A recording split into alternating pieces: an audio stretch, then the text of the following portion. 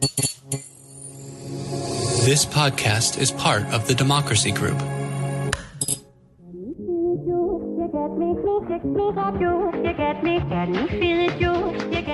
Welcome. We are talking politics and religion without killing each other. I am your host, Corey Nathan. It is an honor to be a part of the Democracy Group, which is a network of podcasts that examines what's broken in our democracy and how we can work together to fix it. My guest today is sure going to help us do some of that. I also have a big announcement. We are on Patreon. Joining Patreon gives you access to our moderated community chat where you can talk with me and others who've been on the program. And there's TP&R merch. You can get coffee mugs and totes and all kinds of cool stuff. Just go to patreon.com/politicsandreligion. And as always, remember to subscribe or follow and keep writing those reviews. It all helps so we can continue having great conversations like the one we're having today. And now it is my pleasure and the thrill of a lifetime to speak with the one and only David Lee Roth. David Lee Roth, great to see you. How you doing, man? Might as well jump, man. Might as well jump. All right. So for those who don't get the inside joke, we won't give it away. We'll just say that you have to buy that beautiful, poignant book written. It's called Ghosted by a brilliant writer and investigative journalist named Nancy French. And then these shenanigans will all make sense. But today's guest is actually David French. David French is an opinion columnist with the New York Times who many listeners of this program should be familiar with.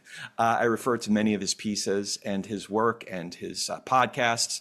David writes about faith, friendship, marriage, and parenting, as well as foreign affairs and the latest developments in American constitutional law. He also writes about religion in America. By the way, speaking of constitutional law, if you're not a subscriber to Advisory Opinions, a great podcast that David does with Sarah Isger, who's been on this show, you must. You find it and you'll become a geek like me. You won't become a lawyer, but you could play one on podcast TV or something. It's anyway, much better than sleeping at a Holiday Inn Express. It's right. Like much greater education than that. So that's right. That was the hotel commercial, right? I slept at a Holiday Inn Express last night. Was that the? That's right. Yeah. Okay. Something along those lines. Yeah. David also writes about religion in America with a particular focus on the health of the evangelical church. He graduated from Harvard Law and was a commercial litigator for a number of years, and then ultimately switched to constitutional law. But remarkably, well into his legal career, David decided to serve our country as an Army lawyer with the 3rd Armored Cavalry Regiment in Diyala Province in Iraq during the height of the surge in 2007. After spending much of his career defending free speech, religious freedom, and due process in courtrooms across the country, David joined National Review as a senior writer, left in 2019 to help start The Dispatch, a conservative media company, one of my favorite independent media outlets. And he also became a contributing writer for The Atlantic. Just last year, he joined The Times. David French, with that intro, thank you so much for joining us. How are you? I'm doing well. Thanks so much for having me. It's a real pleasure. I'm glad to hear you've had Sarah on the podcast. Nancy's been on the podcast. Lots of friends have been on the podcast. Yeah, we've had Curtis and Dr. Moore.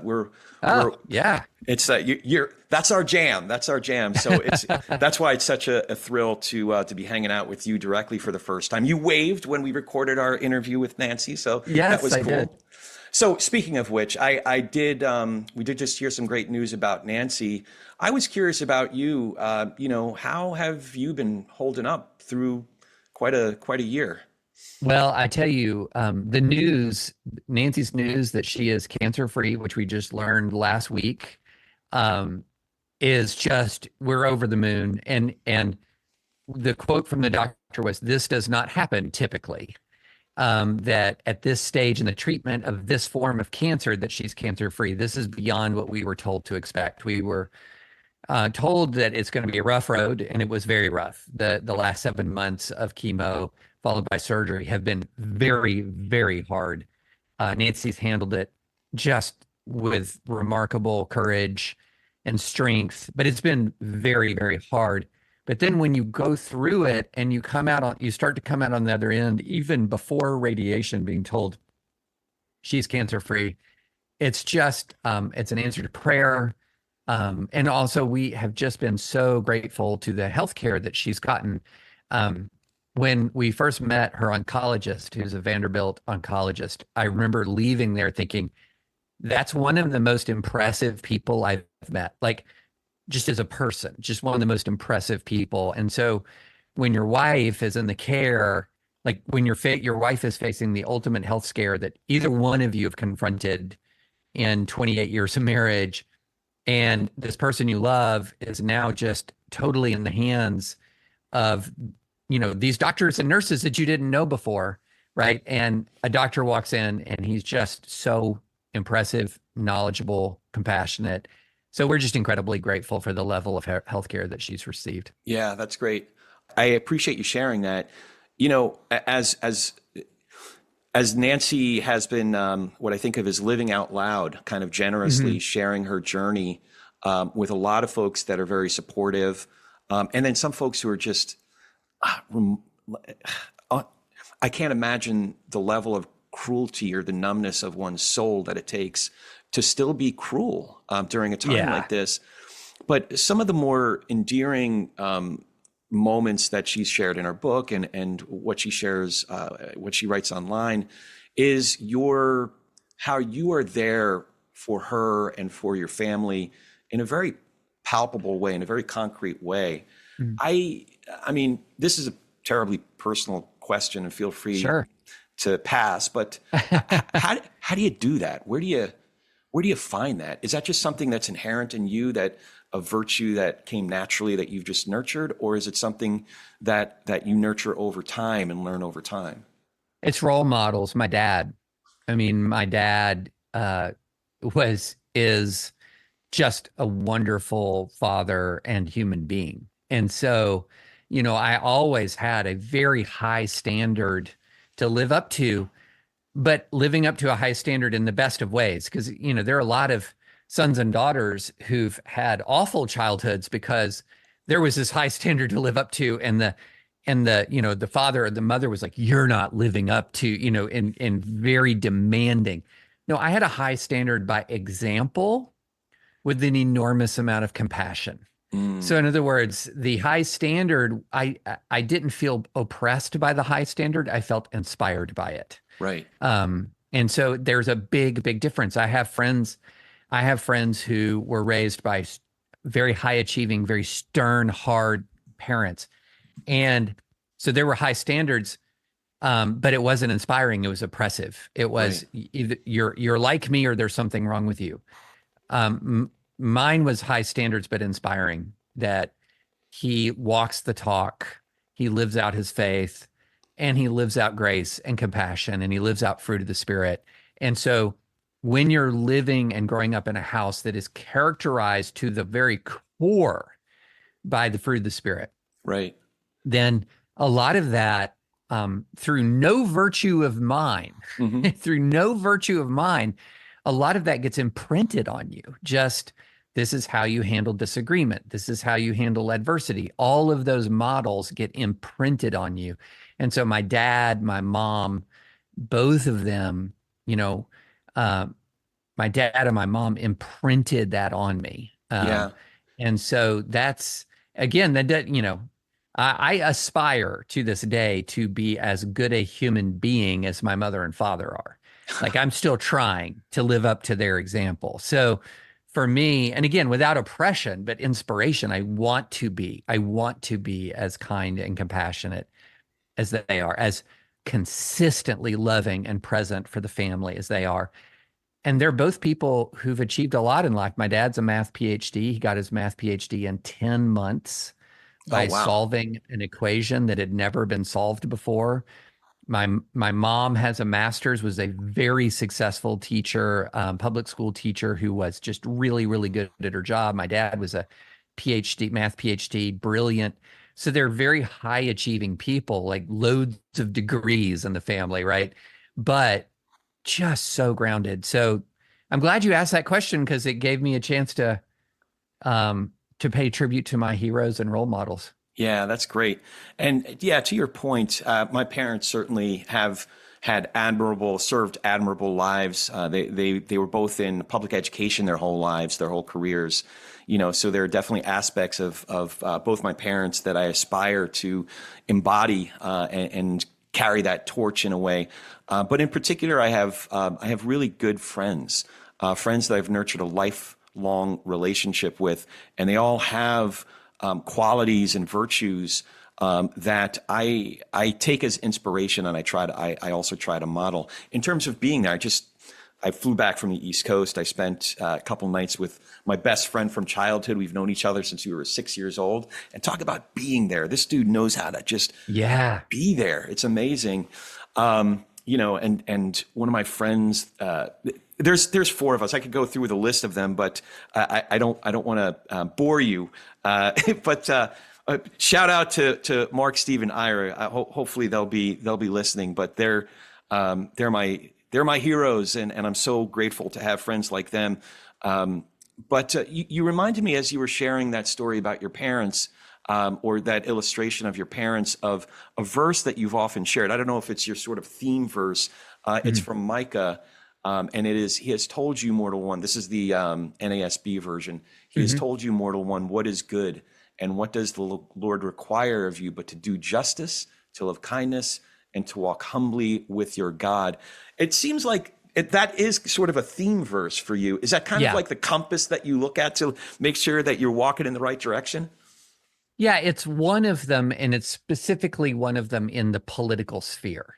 Yeah. So, for example, if you're looking at other theme verses, love the Lord your God and love your neighbor as yourself, or you're looking at, when you're talking about Galatians and contrasting the works of the flesh and the fruit of the Spirit, and if you're looking at the Beatitudes, there's a lot of verses that sort of sum up a lot of teaching into a concise statement.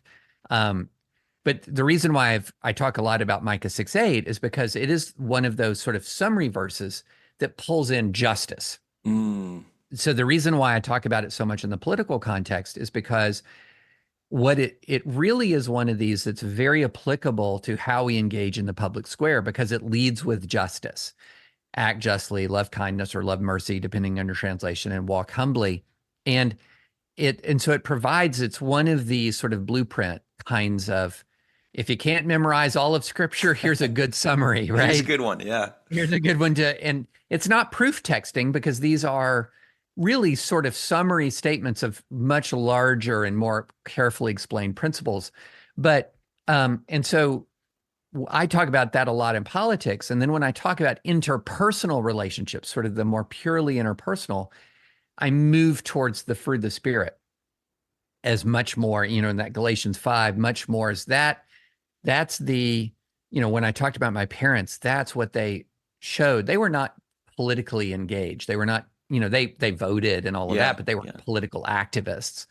And so, when I think about it, let me put it this way. I talk about this a lot, like Christians public facing, act justly. You cannot ignore injustice. You can't decide to let injustice lie because you want to be the nicest person in the room, right?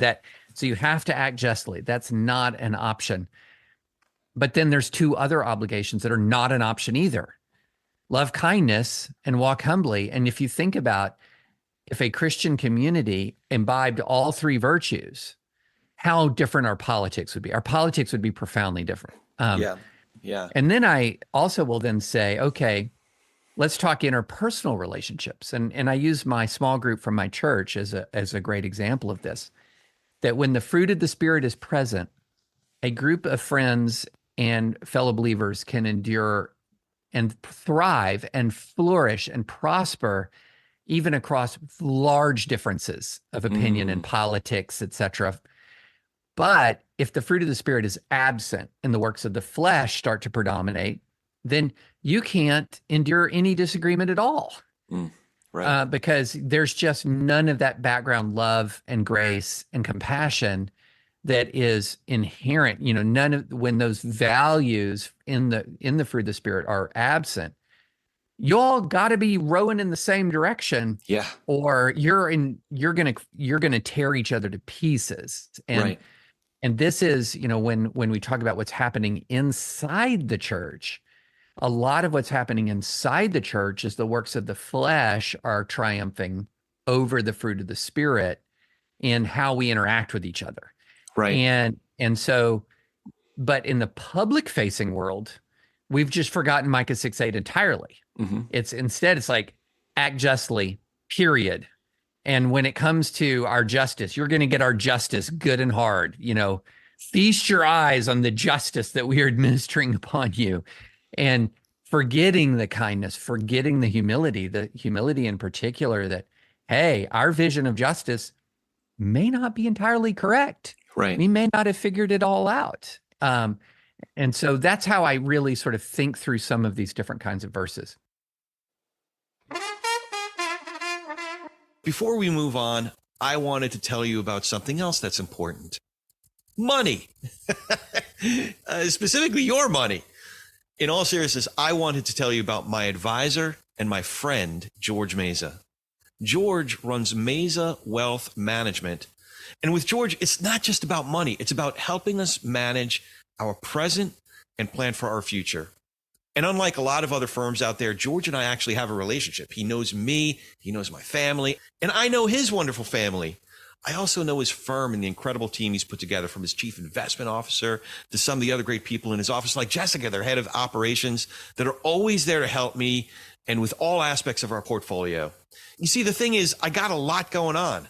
I guess we all got a lot going on, and I don't have the time to watch our investments all day, every day. And even if I did, I don't have the experience and expertise that George's team collectively has. So we get the entire Meza Wealth Management team, all their expertise and all their integrity. And again, it's based on George knowing me personally, knowing my goals, and even the kind of risk that's appropriate for me to take, which, by the way, could change from one season to the next. And they're on top of all of that. So if you want George Meza and Meza Wealth Management to be on your team, just visit their website, mezawealth.com. That's MEZA wealth.com, www.mezawealth.com. And that will also be in our show notes, so you can check that. And now, back to our show. Yeah, you're reminding me of Russell Moore has shared this story where pastor friends of his would be teaching directly from Sermon on the Mount, or directly from the red letters, if you will, and getting complaints from folks in the pews that, hey, what are you preaching that liberal stuff for? Yeah. But saying now's not the time for that, peacenik stuff, Yeah. So we're in some cases not even knowing it. We're just going along for the ride. Or maybe subject to the Trinity, the Rene DeRista version of the Trinity, with the algorithm and the influencer and the crowd. Yes. We're getting caught up in it. And when I talk about the works of the flesh, I want to be really clear about this, because a lot of Christians are familiar with the concept works of the flesh. Right. And when they hear that, a lot of them automatically go to the sexual immorality aspects of it. So, Galatians 5:19, the acts of the flesh are obvious: sexual immorality, impurity and debauchery, idolatry and witchcraft.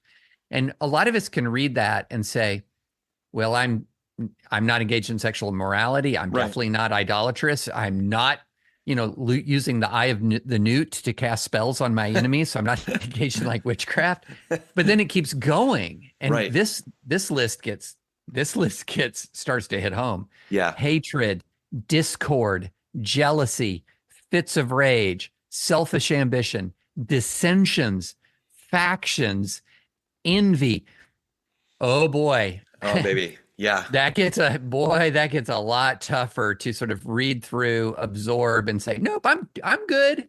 Yeah. I'm good on that. And especially if you look at the way Christians interact with non-Christians in the public square and with each other in the public square. Yeah, as someone who grew up very observantly Jewish, I'm inclined to look for the sin in the mitzvot, and so I've learned not to be too legalistic, if you will. I don't want to oversimplify it, but I do look at the fruit of the Spirit, or you just echoed something actually from the Hebrew Bible. I think it's in Proverbs.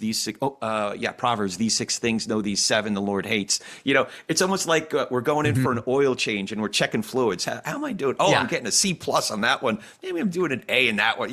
So it's that's how I try to calibrate. But one of the things I speaking of calibrate, man, I don't know how I'd be able to maintain facing the kind of hateful attacks that you and your family have faced. But in particular, the biggest challenges to my faith have been when I've been subject to some version of that. How has your faith been over the last, it's been almost 9 years, I guess now, because you came out fairly early as a critic of Trump. Yeah, so I would put it like this. I have become much more cynical about Christendom. Oh, okay. And I have become much more convinced of the truth of Christianity. Okay. So interesting. Christendom. Yeah. Let's talk about the differences. There's a book that I read in college and then I reread recently called it's by Kierkegaard, Soren Kierkegaard. It's called An Attack on Christendom. And that book was interesting and influential to me in college, and then it kind of redoubled. And you break it down like this: what is Christendom? So Christendom is the institutions and secular power of Christianity. So in Europe, the traditional Christendom was literally part of the kingdom. So Christendom, the church and the state were melded together to create sort of this thing called Christendom, the Christian kingdoms. And so, you would have the wars of religion because the Christian kingdoms were at odds with each other over religion. The English, the Civil War in England had a lot of elements to it related to the fact that the king was also the head of the church. And so you had a Christendom in Europe was very much the combination of earthly and secular power in the hands of this church state establishment. In the US, we have a version of Christendom, but it's not that. It's not the European established Christendom, but we have massive, massive institutions of Christianity that are very, very powerful. So you have Liberty University, 100,000 plus students. You might have Gateway Church, with 100,000 congregants, or you have these ministries like Kanakuk camps with tens of thousands of campers in a year, or you have the Southern Baptist Convention. The Southern Baptist Convention with millions of members and vast financial resources. That is American Christendom. Right. And I think of American Christendom is largely broken and extraordinarily corrupt in many institutions.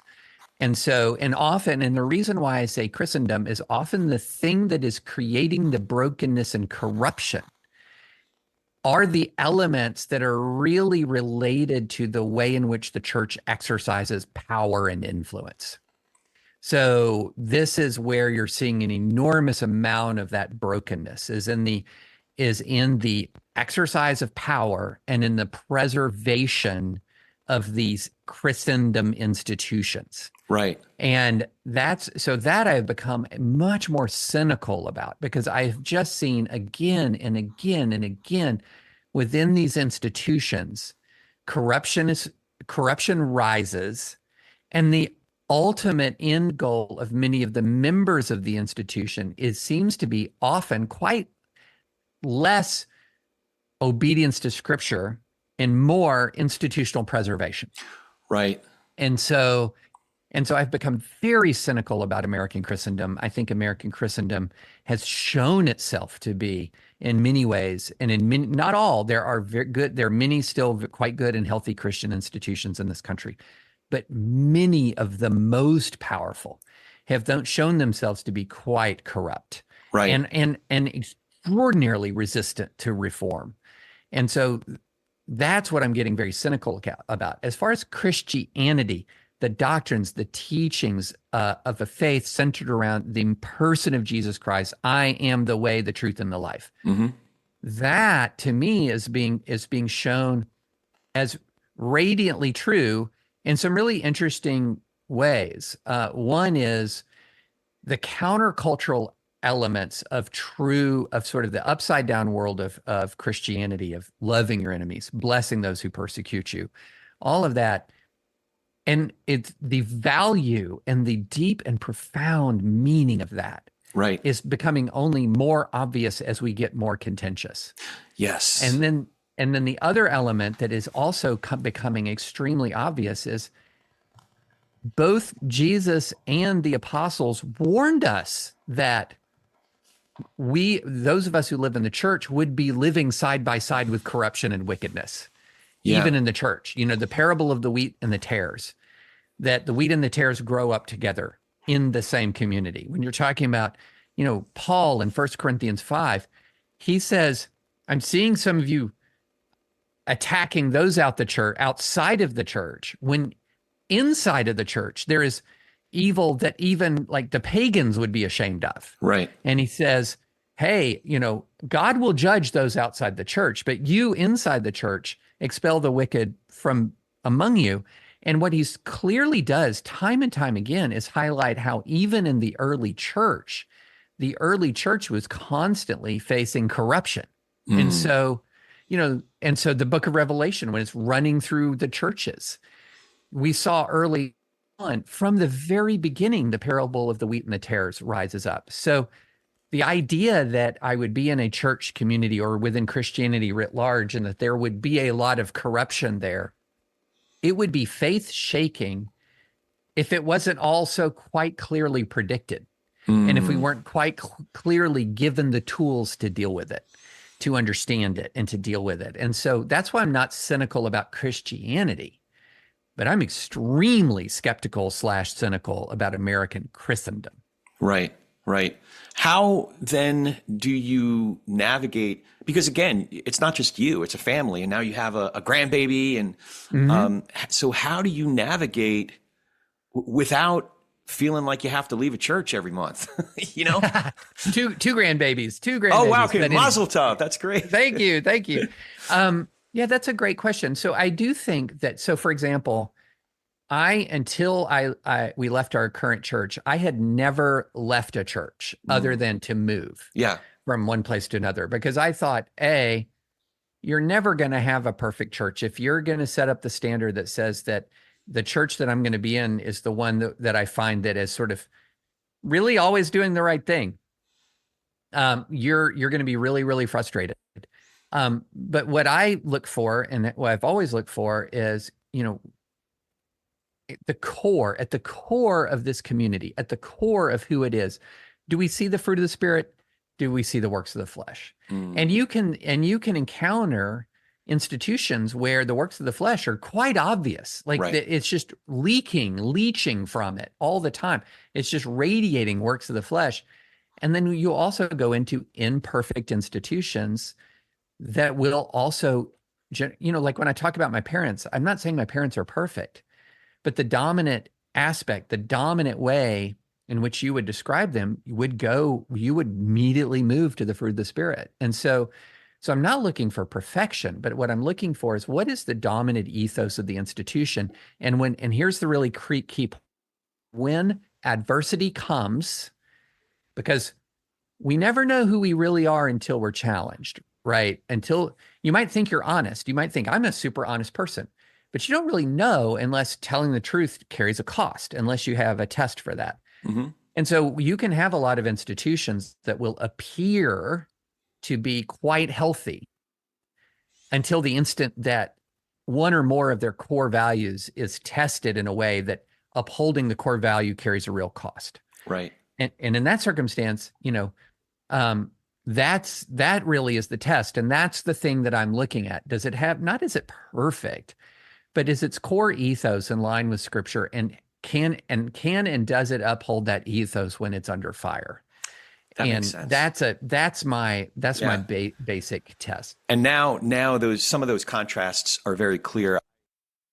We had experiences, our kids were going to a Christian school, and I wasn't able to quite put my finger on it, but there were a couple of experiences, and this is before Trump ever came on the scene, but it was clear that, and I'm really oversimplifying right now, but it was clear that Fox News conservatism, when it came up against the fruit of the Spirit, the virtues of the fruit of the Spirit, Fox News conservatism was a primary value. And if we had to pick one or the other, when Scripture butted up against the a priori preferences, the a priori prejudices, we would choose, say, an anti-immigration stance, despite what the rest of the chapter said about, what we might have been deriving. Or, a good way to think about that. Yeah. Let's talk about a contrast between 1998 and the present age. In 1998, Bill Clinton obviously was caught, and I even hate to use the term affair with Monica Lewinsky Yeah. because that implies some sort of equality of position and power. He was the freaking president of the United States. She was an intern. Right. So he was caught in an exploitive sexual relationship with an intern. That's, Right. I think, the better way to describe it. And American evangelicalism was outraged. And in 1998, the Southern Baptist Convention put out this statement called a resolution on moral character in public officials. And it had this really key line in it that said, tolerance of serious wrong by politicians sears the conscience of the culture, leads to unrestrained lawlessness, and will surely result in God's judgment. And I agreed with that. Yeah, okay. I see a ton of scriptural support for that statement. Sure. That's a condensed version of a lot of scriptural commentary. And then, Donald Trump comes up and I'm like, hey guys, we already dealt with this. There's a statement, like, I'm not Baptist, but a lot of non-Baptist evangelicals were totally in agreement with that. And we say, we already done, there's precedent. It's like having a Supreme Court opinion in a way that's binding precedent. And it turns out it wasn't binding at all.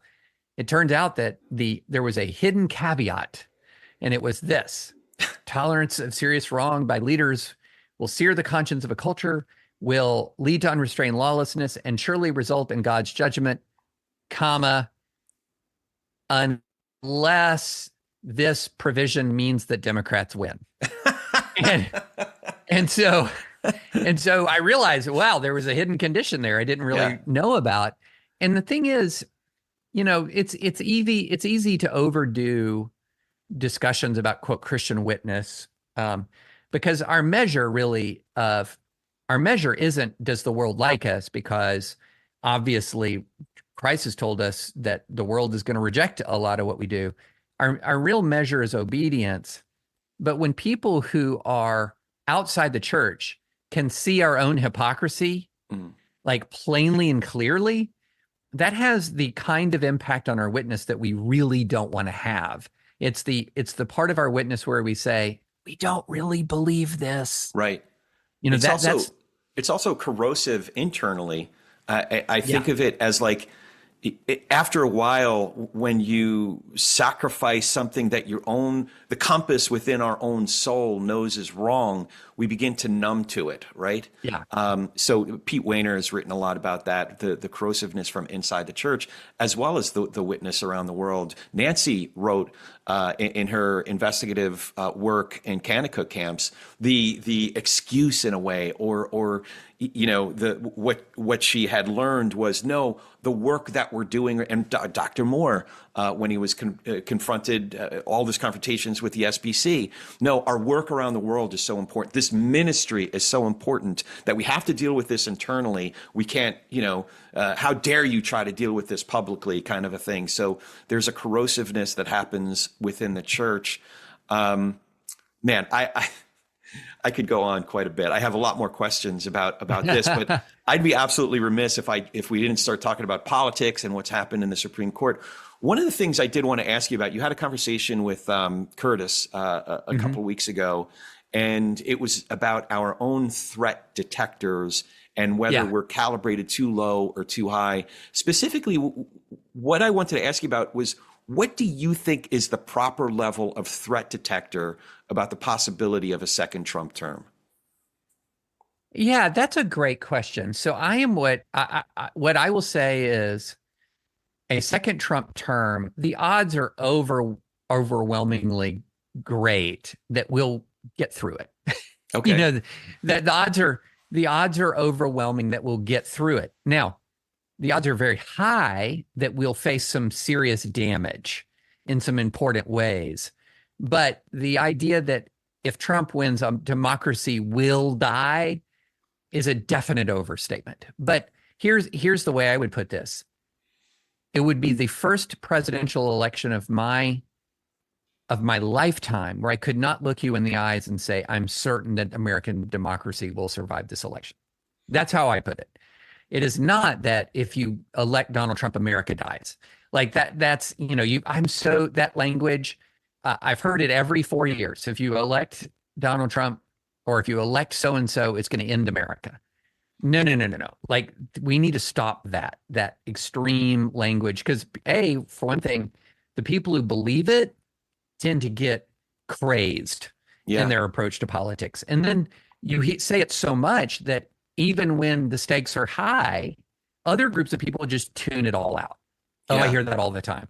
Yeah. So the way I put it here is, I think that Donald Trump is a uniquely dangerous figure, but electing him is not certainly fatal, and is almost certainly not fatal to the American experiment, but almost certainly will be quite damaging in some important ways. And so, but at the same time, as I said, I don't think it's a certainty that we'll survive as the nation that we currently know and understand it to be. And the reason why I say it's not a certainty is because we just had an experience in January 6th of 2021, where all I have to do to say how close we came to just a massive disaster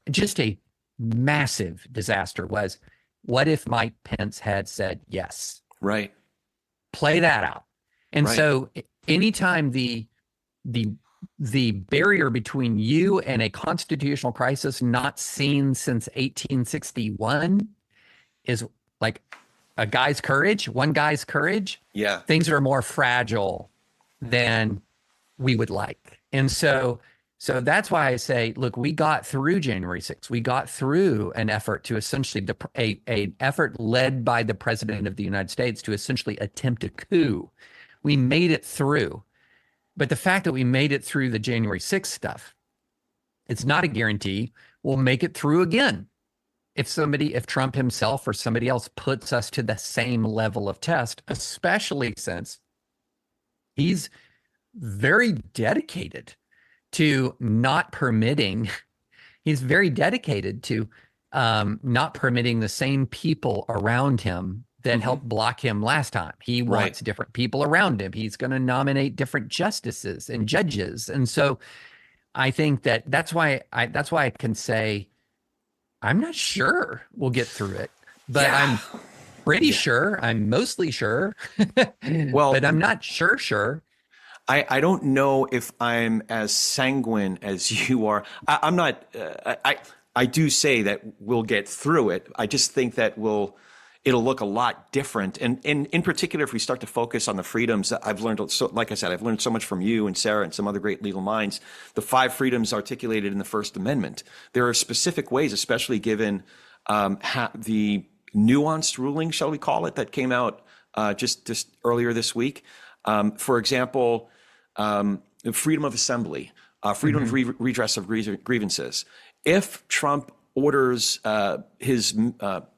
one of his generals, my generals, shoot into that crowd. I don't like that crowd. They're a bunch of, pink hat wearing or whatever. I'd shoot. He now, to your point, he is going to be more discerning in his own kind of Trumpian way about surrounding himself with people who won't refuse that order. And 2, he now has a level of protection. That kind of order is an official act. So I have specific concerns. And if you've read, I'm sure you've read at least portions of Project 2025. That's the plan. The plan is to, let's act really, in really quickly and really massively, because the legal system will take so long to catch up. We'll have done all of our work before they can ever get out of bed in the morning. So that's what concerns me. Not that, America will die. Not that America will even go through what the illustrations, those 2 chapters, Cal Exit and Texit, that you outlined in your book.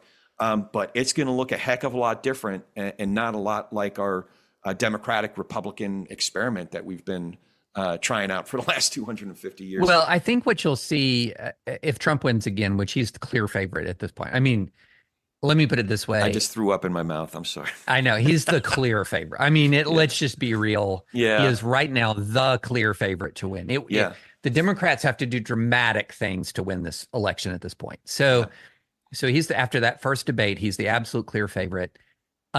So absolutely, if you look at Project 2025, if you look at the people around Trump, they're wanting to do a bunch of dramatic things quickly. Now, It is not the case that they can just do a bunch of dramatic things quickly and get their way. Right. They might be able to for a few days or weeks, but the ability to immediately obtain injunctions against executive action still exists. It's still there. So what you would have is, let me put it this way. Imagine if Trump wins, what you would have is the starter's pistol go off of two simultaneous legal efforts unfolding at once. Legal effort number one is all the Project 2025 folks, all the MAGA folks, getting all of these executive orders and agency actions ready to roll out in that opening week, 2 weeks, 3 weeks, month of the Trump presidency. At the same time, you would be having state attorneys general from blue states. You would have major legal organizations also creating their own legal documents, legal complaints, ready to land in the inbox of relevant federal district courts instantly, almost instantly. And so you would have all of that Project 2025 stuff we can deal with. Like, we have the tools to deal with it. The thing that I am worried about isn't so much Project 2025, which I see as dangerous and bad, but a manageable problem. Okay. What I think of as really dangerous is this Insurrection Act conversation. So the Insurrection Act is a law that dates back to right around the founding of the country. Okay. That is designed to give one iteration of it, a version of it is necessary. And that version that's necessary is that when social order breaks down in the US, the president should have the ability, when he cannot execute the laws, he should have the ability to call out troops to deal with actual insurrections. Okay. And so that's, of course, I mean, Abraham Lincoln had the authority to mobilize the United States Army to confront the Confederacy. Of course he did. If the Constitution didn't provide for that, it'd be a suicide pact, basically, because, an insurrection, you'd be helpless at confronting it. However, the Insurrection Act itself is terribly written. Oh. It's terribly written to such an extent that it essentially gives the president the authority to order the troops on his own judgment, his own call. And so there has been suggestions that Trump might invoke the Insurrection Act, say, on the border from day one, or the moment that there are protests against Trump, that he would invoke the Insurrection Act. And the act gives him such broad authority to do that. And then you put him, then who is in command of the troops? Well, if you put the 101st Airborne there, sure, the commanding general of the 101st Airborne. If you have the Rakkasans Brigade, it's the brigade commander for Rakkasans. But the ultimate commander-in-chief is the president. And so under this new immunity ruling, if he gives orders to open fire on protesters, is he immune? Because that's a core presidential power, is that commander-in-chief power. So that is something where I feel like the combination of poorly written statute, poorly decided Supreme Court decision, and grotesquely immoral president can create a kind of crisis that's beyond anything that Project 2025 could do, because Project 2025 will be subject to immediate judicial review. So that I'm less worried about than I am some sort of Insurrection Act related federal action that gets violent. And that is, now again, I don't know that will happen. It has been discussed by Trump allies to invoke the Insurrection Act. That is not something I'm just making up out of thin air. Yeah. So I don't want to alarm people, but I also don't want people to be too Pollyanna-ish about what we could face in the event that we have anything like the kind of George Floyd type protests that we had in 2020. Would we see the 101st Airborne, 82nd Airborne under Trump's command in city streets? And here's one thing that's really important. You might say, well, what do you mean, David? National Guard was called out in 2020 to stop these protests, but the National Guard was under the command of the governors. They were not, it was not federalized. So when the New York governor calls out the National Guard, he commands the Guard. Okay. The only way the Guard falls under the federal command is the president would have to federalize it and put it under his direct control. And so that's the thing that really worries me. Sometimes you got to call out the guard when there's a violent protest. And sometimes, such as happened during the LA riots in the early 90s, the governor of the state and the mayor will say, we need the Insurrection Act invoked to help us. Yeah. In that case, okay, invoke the Insurrection Act. But if it's a president looking at Fox News, at 10 o'clock at night and looking at, selective video of a protest in some city and getting on the horn and saying, get me the 101st Airborne, that's a different deal. That's a different deal. So I do need to, I don't want to be all doom and gloom. Yeah. But and also one of the things I wanted to talk, I could take at least an hour for all of these subjects that we've already discussed. We haven't even really touched upon the SCOTUS decisions.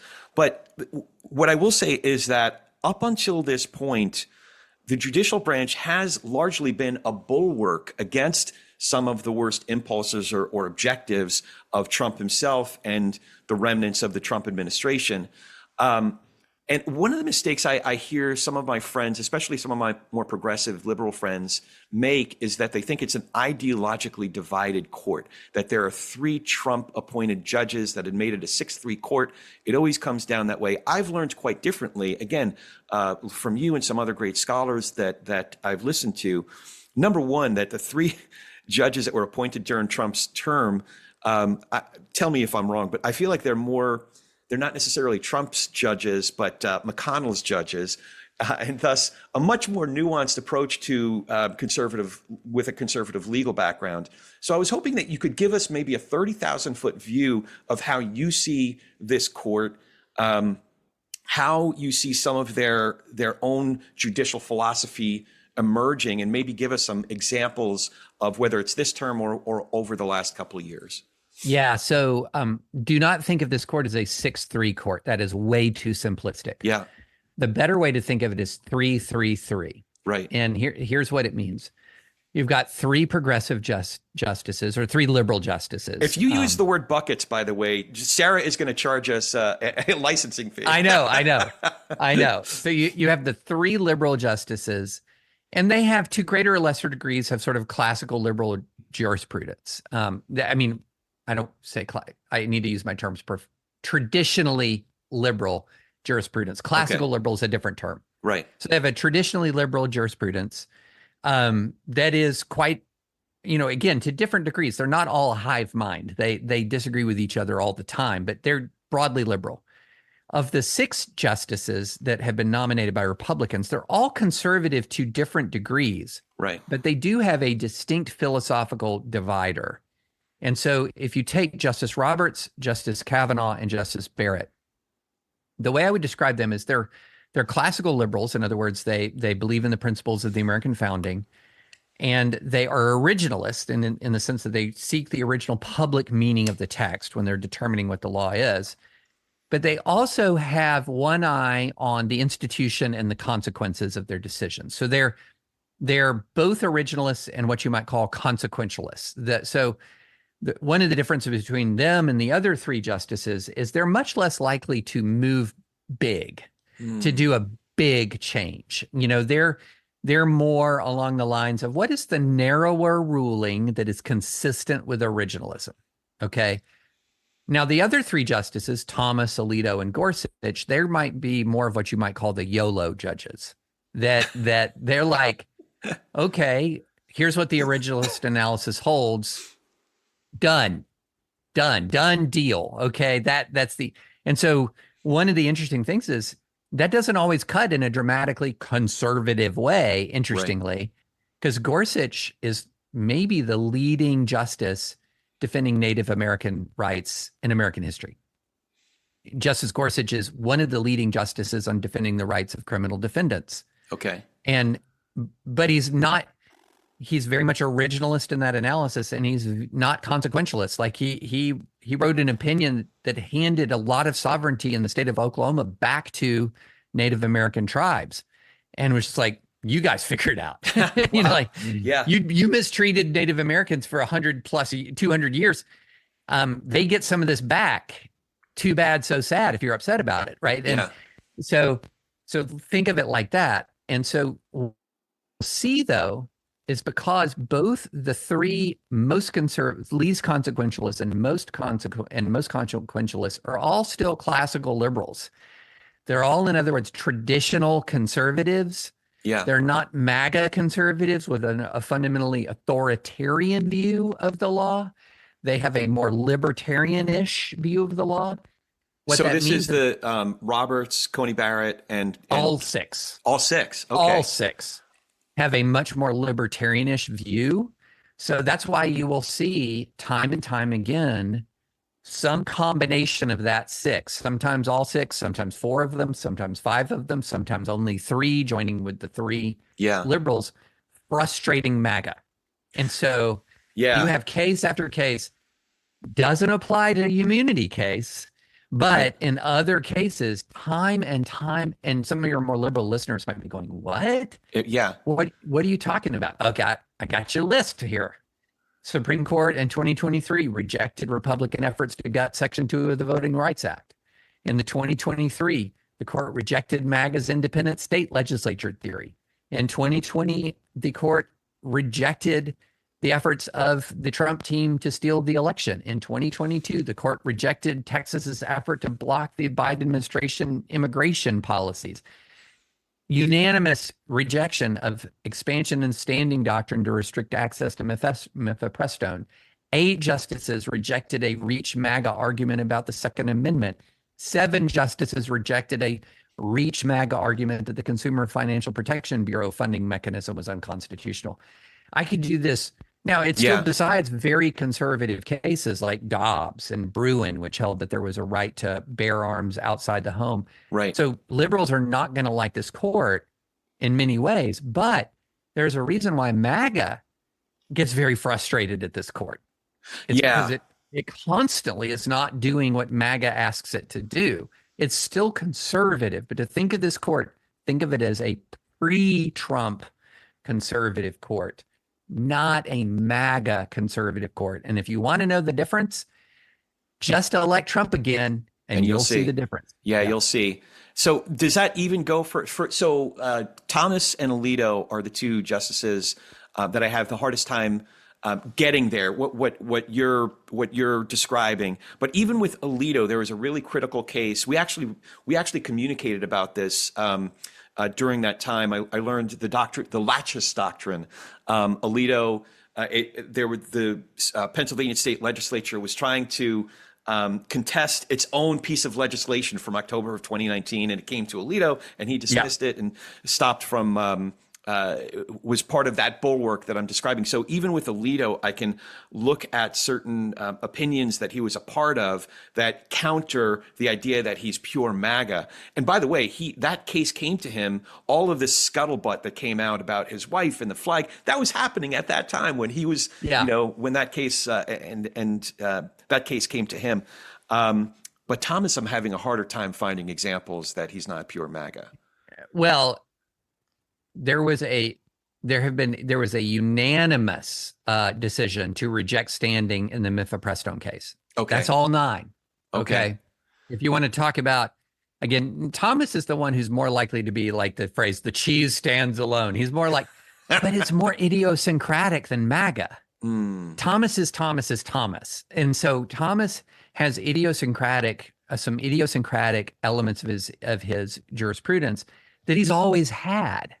And so MAGA likes him because some of those idiosyncrasies dovetail with MAGA, but he's still just Thomas being Thomas in so many ways. So, for example, going back years, Thomas has never been a fan of student free speech rights, especially in K through 12. Yeah. He's just never been a fan. And so you'll go back and you'll find instance after instance where Thomas sort of writes his own thing and he does his own thing. And this is not a new thing. There's a reason why Thomas in the last term, not this term, but in the last term was rated the least powerful justice of all 9. Because he was most consistently on the losing or not the majority. He lost more than anybody. Right. He lost more than anybody. And so he's always been a little bit not a little bit. He's always been idiosyncratic, but it's absolutely the case that MAGA likes Alito and Thomas more than MAGA likes Roberts, Gorsuch, Kavanaugh, or Barrett. Yeah. And part of it is because Alito and Thomas are less consequentialist. They're going to be more willing, if MAGA can persuade them, consistent with their philosophy, that the law, precedent should be overturned or whatever, they're going to do it. They're going to do it. They're going to be much less consequentialist. Whereas when it comes to Barrett or Barrett, less so Gorsuch, Barrett, Kavanaugh, Roberts, you're going to have to show, okay, hey, there's some originalist argument here. And also, hey, what are the consequences or ramifications of different courses of action in response to your argument? Yeah. And so that's, I strongly object to this idea that even Thomas is just purely a MAGA judge. Like I can give you examples of where he's not been with this kind of MAGA idea. But it's absolutely the case. He is MAGA's favorite justice. And those are different things. To be MAGA's favorite justice does not mean you have MAGA jurisprudence. It just means that your jurisprudence is closer to theirs. But I have a lot of beefs with Thomas on ethics, for example, but I do not see a sign that he has become MAGA. Fair enough. All I've ever seen is a sign that he is Clarence Thomas. Yeah, that's what I've seen. The whole ethics thing is a whole other can of worms we don't need to get into. I did want to ask you, though, this has been quite a term for the folks who've been following big cases. What do you think, which of the cases, which of the opinions that have been handed down do you think are, we talked about immunity, we haven't talked about the Chevron doctrine. There have been, you brought up mifepristone. Which cases do you think are most consequential from this term? That's a really good question. I do not think it is the Chevron case, because Chevron has been largely a zombie precedent, which is the term that Sarah and I use to describe precedent that isn't really alive anymore, but it's not quite dead either. It just sort of is roaming around our jurisprudence, moaning and groaning, and so Chevron has been minimized for a long time. Okay, and so overturning Chevron was just kind of the nail in the coffin, so to speak. It wasn't a big change as a practical matter. Honestly, I think one of the more consequential elements here is going to be one of the more consequential cases is actually going to be the Rahimi case. And the one that clarified Bruin helped clarify Bruin from a couple of years ago. On two counts. So what Rahimi did here on the substance of the Second Amendment, it said, look, if you're a dangerous person, if you've been adjudicated dangerous, you don't have a right to own a gun. That's an important ruling just all by itself. Oh, and you've been a big proponent of red flag laws, so that right. Okay. Right. So that is interesting. That's important. That's consequential. What is actually more consequential about it is all of the ways the justices in the majority wrote about their judicial philosophy. And so what was interesting about that is it really did provide future advocates of the Supreme Court real insight into how these justices view originalism and how they view their legal philosophy. So when I say consequential, I don't necessarily mean that the Rahimi case changes the rights of people in the real world in a way that's most consequential. I think there are other cases, including cases nobody's talking about much because, bankruptcy cases or cases involving statutes of limitations, or, for example, there was a case involving statutes of limitations regarding credit card user fees that actually may have a chance to impact more Americans in a real way than any other case that the Supreme Court's decided. But it's not one of the big culture war cases, so nobody's tracking it. But if you're talking about how do I understand the current court and can I understand the way the current court is going to decide cases in the future, I think the Rahimi case was really, really, really important. Is it because not necessarily the law that was being challenged, but because of what's clear about the judicial philosophy that we saw emerge? Is that that's why? It. That's Okay. it. That's All it. right. So the judicial philosophy insights are going to help you understand how cases are going to come out now and in the future, so long as we have this 6-3 court. And they help you understand the reasoning, and they also help you understand your own strategy if you're an advocate arguing before the court. Right. And why does that matter so much? If you don't understand their philosophy, you're going to be a terrible advocate. If you understand their philosophy, you can sometimes win really surprising cases. Yeah. So, for example, in the Bostock case, this was a case where the majority of the court determined that Title VII of the Civil Rights Act included the prohibition against discrimination on the basis of sex. As a practical matter, also meant that there was a prohibition on the discrimination on the basis of sexual orientation and gender identity. Big surprising result out of a majority conservative court. Right. How did you get from A to B? Mm-hmm. Well, as soon as I read the oral argument, I realized how the court was going to rule. Why? Because the advocates for the ACLU who were arguing the case understood Justice Gorsuch's legal philosophy, and it was as if the entire argument was aimed at Justice Gorsuch's philosophy. That's interesting. And I talked to one of the advocates about it, and I said, I mean, this is the dumbest question ever, but that was totally your strategy, right? You know, like, and they're like, oh, yeah, of course. I mean, they knew they had the progressive, more liberal three. Yeah. They knew Alito and Thomas were not going to be on board with this at all. Right. But they also knew that there was this interesting thing about Justice Gorsuch's textualism. What Justice Gorsuch does is he looks on the words on the page, man. What are the words on the page?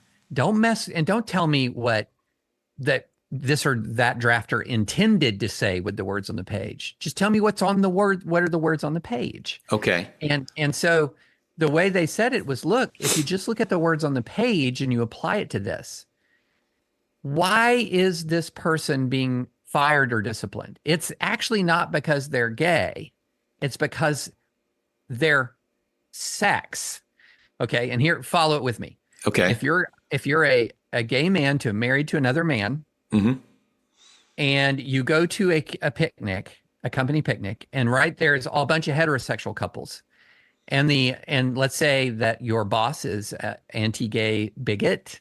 Okay. You know, he doesn't want, I'm talking like a secular employer. I'm not saying that people who apply a Christian sexual ethic are bigots. I'm just saying, I think you're an anti-gay bigot if you say, I don't think a gay employee can sell insurance. Right. Right? Yeah. Like that to me would be anti-gay bigotry to say being gay means you cannot do a job. Right. Now, upholding a Christian sexual ethic is necessary for ministers and for people in Christian ministries, but to do a secular job that you cannot be gay and like that's bigotry, right?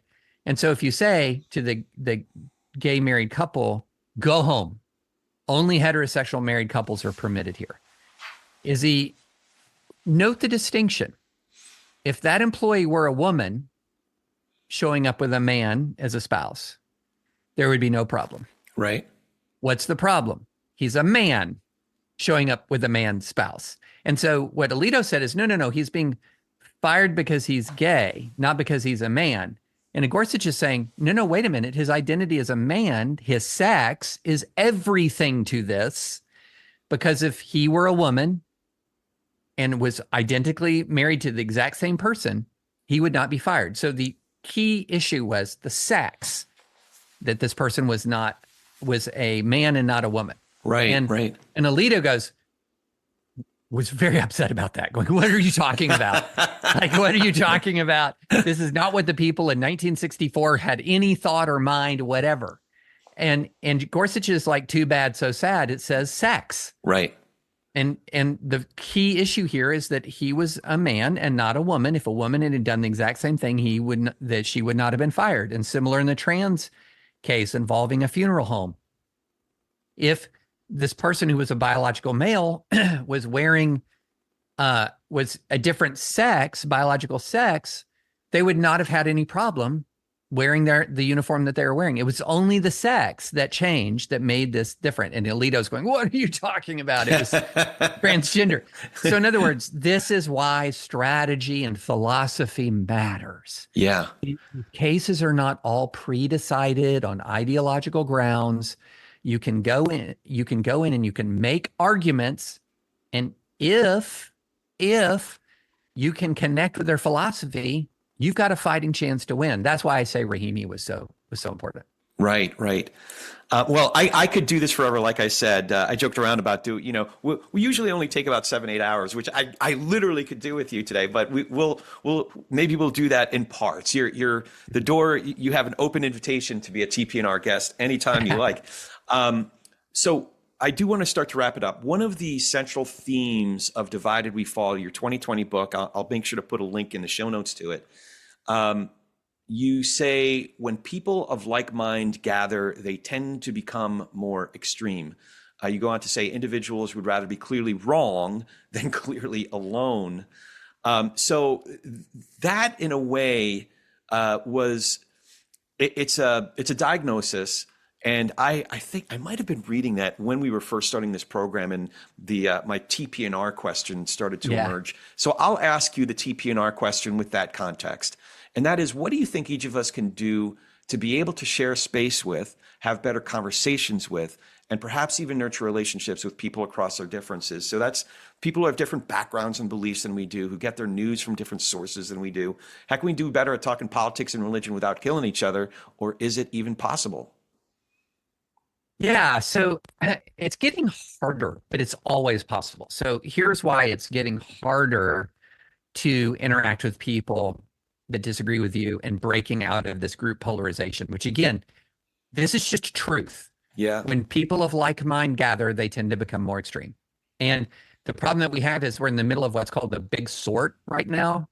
And in this big sort, what that means is we're now living more prone to live with people we agree with than ever, any point ever, since we've been measuring it. So to take, for example, my own neighborhood, there's a great calculator at the New York Times website where you can enter your neighborhood and it'll tell you how thick your bubble is. Well, I live in a thick bubble, man. Yeah. My neighborhood is 85% Republican. In fact, I went back and I did all the addresses for all the places where I've lived my entire adult life. And I only have lived in bubbles, either dark blue or bright red. Wow. I've lived in New York. I've lived in Center City, Philly. I've lived in Boston. And then I've lived in rural Tennessee and rural Kentucky. And so bright red and bright blue, that's what I've lived in. And what you find is the bluer and the redder your environment, the harder it is to actually, if someone says, hey, we need to reach out across the aisle, you need to meet people who don't agree with you. You say, and where am I going to meet them? Right. You know how?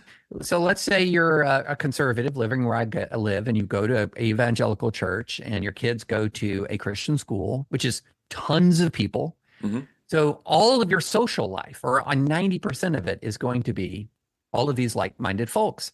And then you go to work. Let's say you have a secular workplace. Well, your work, even though it might not be exclusively Christian, in our environment is going to be overwhelmingly Republican.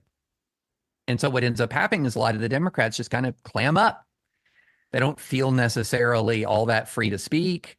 Right. They don't feel like they're going to be socially accepted. So they just kind of keep quiet. And so what ends up happening is you say, hey, you need to reach out to people across the aisle. And they go, how? Where? Mm-hmm. And at what risk? Right. And at what? But everybody can do this. Everybody can do this, which is and can be and should be life-changing. Always read the best expression of the other side's point of view. Right. You might live in the bluest bubble imaginable, but you know what you can do is you can fire up Google, you can find the best, smartest writers and thinkers on the other side, and you can dedicate yourself to reading them. Here's another rule. Always learn about an idea from its proponents before you learn about it from its opponents. Yeah. So what does this mean? If you hear a new thing, what is Project 2025, for example? Right. What is critical race theory, to take different ideas and concepts from different sides?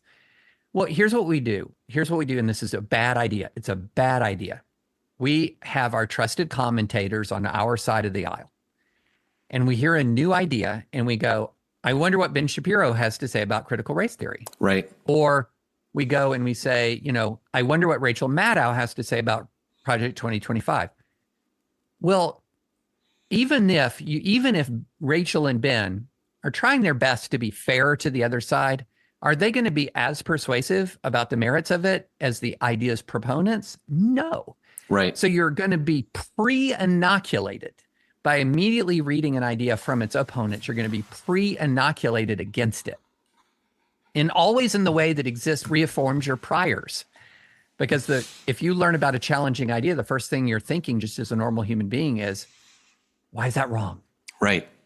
How can that be wrong? I want to know why that's wrong. Yeah. And so you inoculate yourself sometimes against hard truths. And so what I would say is, when you hear a new or challenging idea, read about it from the people who believe in it, then read the critics. Always read both sides, but treat it kind of like a court case and you're the jury. Hear from the prosecution first, then you hear from the defense. Yeah. Hear from one side, then hear from the other. And there's a reason why, that prosecution goes first often. And, the prosecution lays out the case. This is why we want you to do this. And the defense says, this is why not. And so those two things alone can go a long way towards breaking us out of that bubble. And then the other thing that happens is when you start to learn that your side doesn't have a monopoly on the truth, which newsflash, it does not. Right. Number one, that's humbling. That makes you more humble. And it makes you more hospitable to people from the other side. And so it puts you in a position where it humanizes your opponents. It makes it from following, it's a natural consequence. When you humanize somebody, you have more affection for them, you have more compassion for them, you have more concern for them. And when they're humanized and you have more compassion and you have more affection and you have more concern, guess what? They respond to that. Yeah. They respond to that, and they don't feel intimidated. They don't feel silenced. They don't feel suppressed. And they feel in your presence that they are welcome enough to be who they are. Right. And that, I think, is your formula for breaking out of this, even when you live in a bubble. Because none of us live in a total bubble. Even if, I think there are some people who might get about as close as possible, where they maybe go to a fundamentalist church and they work for a fundamentalist school or a fundamentalist institution. But even then, at some point, you're going to have meaningful interactions with people who don't agree with you. Yeah. And you'll be primed for that by opening your mind and opening your heart. So quick follow-up question to that. First of all, hearty yes, I do. I second that motion, I should say. Yasha Monk wrote a great book last year called The Identity Trap, and he does this as an exercise. Each chapter he starts with a fair articulation of concepts or other academic work that he's going to then critique. But it's not, he doesn't critique it until he gives a fair rendering of it directly from Ibram X. Kendi, for example, or the 1619 Project. So I thought he did that very well. And to the second part of what you were saying in terms of engaging with folks that are different from us, I think Monica Guzman wrote a great book called I Never Thought of It That Way that gives us tools to figure out how to do that well. David Brooks' last book, How to Know a Person, a lot of tools along those lines. So in terms of finding good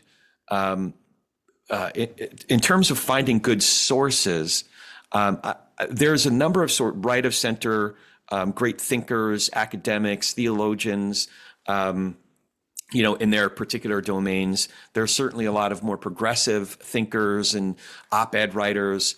I'm having trouble with folks who are pure, what you might consider in the MAGA movement, or at the very least, the anti-Trump movement.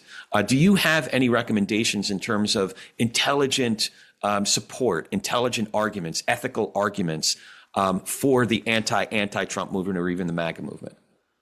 So I can say there are a lot of individual interesting arguments that are sort of made that come out of the anti-Trump movement. In other words, there are arguments that come out of the anti-Trump movement that are quite credible, interesting, worth listening to. So for example, a lot of the people who are and when we say talking about reflexively opposed to anti-Trump, a lot of times they have some pretty decent arguments. Like, I do not think it was a slam dunk to vote yes on impeachment for Trump in 2019. Okay. And I think I supported impeachment and conviction for Trump in 2019. There were some credible, interesting arguments about the gravity of it. Was it important enough to remove him from office? Was it different enough from other kinds of diplomatic pressure that we place on world leaders to make it so out of bounds? Like, there were arguments to be had there. But the problem that I have right now, and this is a constant problem that people who run respectable mainstream newspapers and news organizations are having, and that is this: if you're going to remain in good standing with MAGA, which both the MAGA pundits and the anti-Trump pundits are in very good standing with MAGA. Right, of course. If you're going to remain in good standing with MAGA over time, that is meaning acquiescing in a lot of lies, or either propagating lies or acquiescing, not contesting. And so you talk to, let's say you're talking to, say, the publisher of the Washington Post, and you say, you need a MAGA pundit. You need somebody who's all in with Trump. And that person says, well, okay, but we also need somebody who's not going to lie in the pages of this magazine because it's going to expose us to defamation risks. What is this person you want me to hire going to say about 2020? Right. Well, then it gets rough fast. Right. Like, it gets rough fast. And so if you own a newspaper, I'm not going to say everyone who works for the Times or the Post or the LA Times or the CNN or whatever is perfectly honest. There's bad people in every big institution. But I'm going to say that from the inside, I can say we do not have tolerance for lies. Right. I'm not going to say we never make mistakes, but we don't have tolerance for lies. And a lot of the MAGA world it became such a ticket of entry to lie about the election in 2020 that it is very hard to find like what you might call a true MAGA pundit that hasn't participated. And there are pundits I know who voted for Trump, but that you would not call them MAGA. But then when 2020 rolled around and the election contest effort happened, they lost a lot of their standing in MAGA when they had the integrity to say, no, this is a bridge too far. And so that's one of the problems that we have, is that if you're talking about putting together like a stable of columnists and writers, I have been a part of these conversations where people are saying we need people who can represent the more populist point of view in America, but we also can't have people that we know will lie. Right.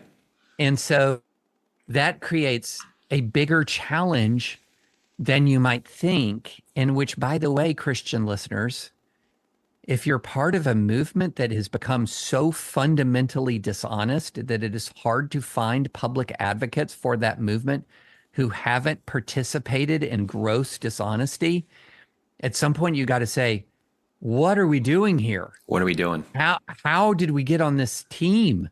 Yeah. How is this our team that is just grossly, one of the tickets of entry to good standing in this team is being grossly dishonest. Certainly a ticket of entry into the highest levels of the team. Yeah. I mean, look at it right now. You see people who might be Trump vice presidents who know better, who are going, just twisting themselves in knots. Yeah, absolutely publicly nuts. Yeah. to try to avoid saying, yeah, the 2020 election was fair. Oh, it's painful. Right. Some of these interviews are painful to watch. Well, I've kept you way over time, but so I have one more question, one piece of business, and then we'll wrap up. My last question is, do you have any questions for me?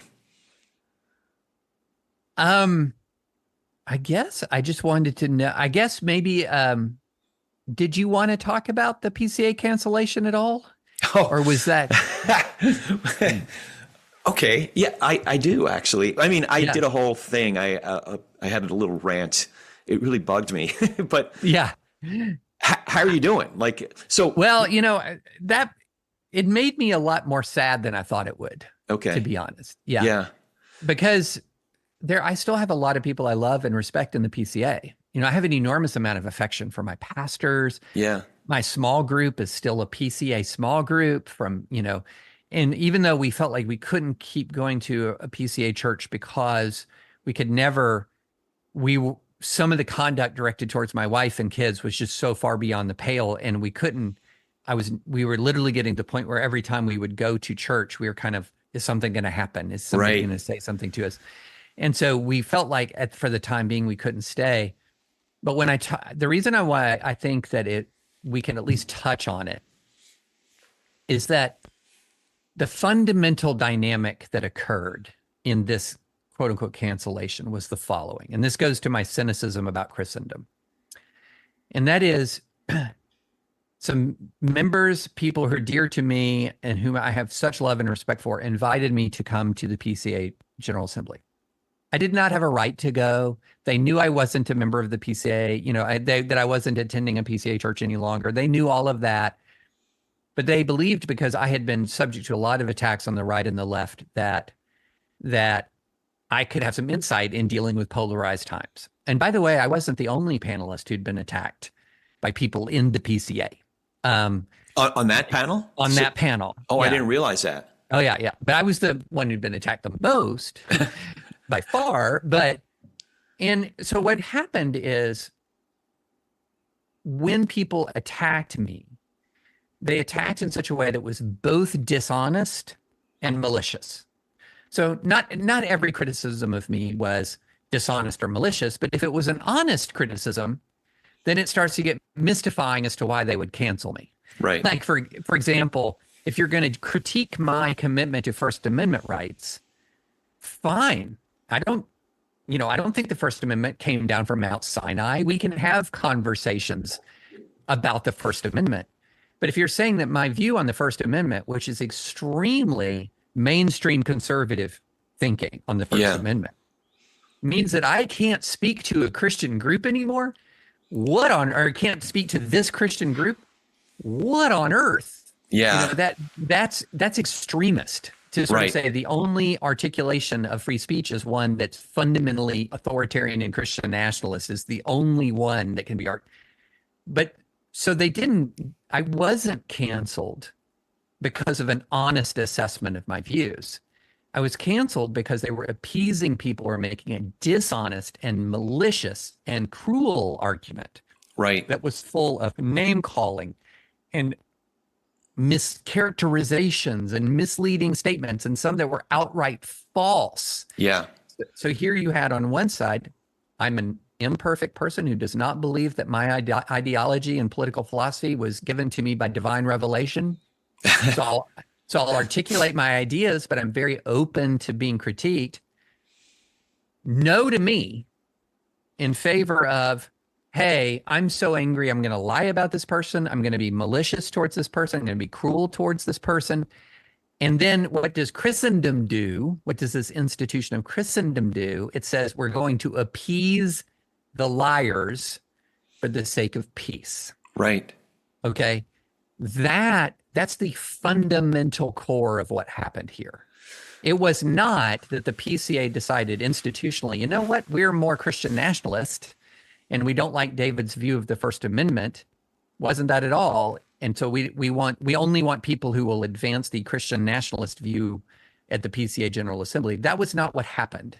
Right. What happened was the PCA said, oh my gosh, we're getting absolutely piled on by these people who are vicious towards us, vicious towards him, dishonest, misleading, and said they win. Yeah, it was hard to even get through some of the arguments that I had come across, to the point where they were describing your position as being in favor of parents who want to mutilate their children's genitalia, and I'm just like, totally false. Yeah, totally. Yeah, not only are they misrepresenting your views, I mean, misrepresenting is the understatement of the year, but they're not even giving a fair representation of what the actual legislation is that is involved in that critique. So it was, I'm 2,500 miles away from you, and wasn't the target of these attacks, but it was really starting to boil my blood. So I can only imagine what it was like for you and Nancy to have gone through that, let alone the fact that you have relationships there. So how strained those relationships and those conversations must have been during that time. But I'm rooting for you, man. Thanks. I appreciate it. Yeah. I appreciate it. Just to give you an example, one of the articles said that one of my one thing I do is I go after the weak. So I attack the weak. And I looked at that. I thought, I attack the weak. That's news to me. Like, one of the things I tried to do was stand up to bullies, right? Right. And I followed the link. And here was the example of me attacking the weak. I was saying the acquittal of Kyle Rittenhouse was proper, but don't make him a hero and a role model. I remember that. Yeah, I remember that. That's attacking the weak. What are we even doing here? You had a vigilante who killed people. Right. And I'm saying, look, under the facts of this case, he was acting in self-defense and should be acquitted, but he's not a model for behavior. Right. It's a nuanced perspective. Yeah. And that's called attacking the weak. And so, and that's not the most egregious, but it's emblematic of how you need to do. You cannot just accept what somebody writes as a fair characterization. If there's a link, click on it. Does it substantiate it, right? And that was not even the most dramatic, but it was just emblematic of the way that there's a sleight of hand, a mischaracterization. And I'd like to say, wait a minute, what's the more sort of sensible Christian view? Is it that you should not tell teenagers when they see a riot unfolding downtown to grab an AR-15 and head to the riot? Right. Yeah. That's not a good way not a good thing for teens to do. Or is it like so super Christian to say, hey, son, I hear there's some disorder downtown. Here's my rifle. Go to it. Go get them. Go get them. What are we doing here? Right. Yeah. And so, but anyway, that's just sort of emblematic of the way in which in this institution of Christendom, because of its institutional pain avoidance reflex, gave in to malice and gave in to lies. Right. So before we go, how can folks follow you? Did you want to ask me anything? I don't want to get myself off. Oh, no. Well, okay. People are sick of hearing me by now. So absolutely not. But nonetheless, how can folks follow you, subscribe to your newsletter with the Times, and keep up with all the great work that you're doing? Yeah, super simple. I write for the New York Times. I have a column every week and a newsletter every week. You can, if you're a Times subscriber, you can sign up for my my newsletter. It's super easy. Also follow me on Threads. I'm off Twitter for the time being, but at David French Jag on Threads. And I have, in all modesty, and really this is praising Sarah, not me. I'm a part of the universe's greatest legal podcast called Advisory Opinion. It's also what does she call it, of the Dispatch? The benchmark. What's the flagship? The flagship show of the yes, yeah. Exactly. So I'm just writing this down to make sure I include it in the show notes. This was really great, Dave. This is a real treat for me. I hope it's not the last time we talk. You're officially invited, Nancy knows this, to join in any and all future Nathan family Seders. Love it. And fantastic. Thanks so much for doing this. This is a real pleasure. Very happy to do it. Thanks for having me. You bet. And as always, if you dig what we're doing here, remember to follow this show and write that review. And now you can join the conversation on Patreon. It's patreon.com/politicsandreligion. Check it out, subscribe, get some TPNR swag. Really excited about that. Now go talk some politics and religion with gentleness and respect, and have a great week.